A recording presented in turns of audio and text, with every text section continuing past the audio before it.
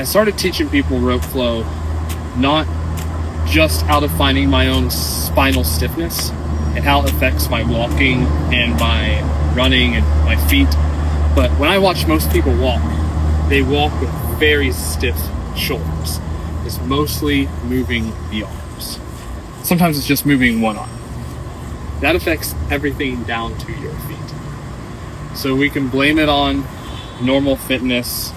When you do a deadlift, that's the stiff spine, or you get on the weight machines and keep that spine stiff. We can blame it on sitting at a desk or sitting in a chair or sitting in a car, spinal stiffness, stress, like whatever we need to blame it on.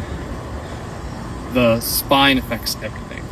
So when you take a step and that shoulder should move forward, that spine should be able to start twisting, so that way your femur goes behind you.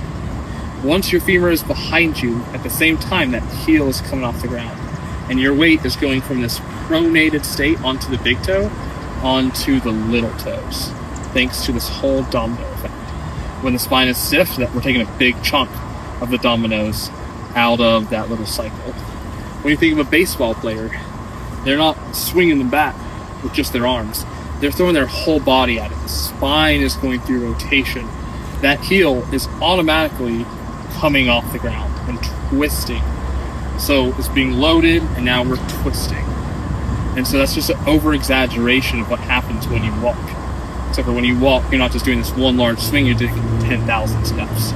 So if I can teach someone to simply just move the rope, maybe they're just using their wrists. Hey, let's pretend we have a very sensitive back or a really large foot injury, so there's a lot of pain when we actually put a lot of pressure on it. Over time, just by like getting the head to maybe go over the left foot, then the right foot, left foot, right foot, we can actually just increase how much we exaggerate the rope. So instead of just using my hands, I'm just going to use my elbows.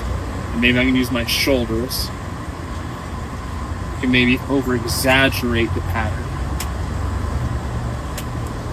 And so we're just teaching the body left and right. Just rotating over here on the left, rotating over here on the right. Getting a little bit more balance. And then we can start implementing the walking. Once we implement the walking, we're just over-exaggerating what you do for 10,000 steps a day. So just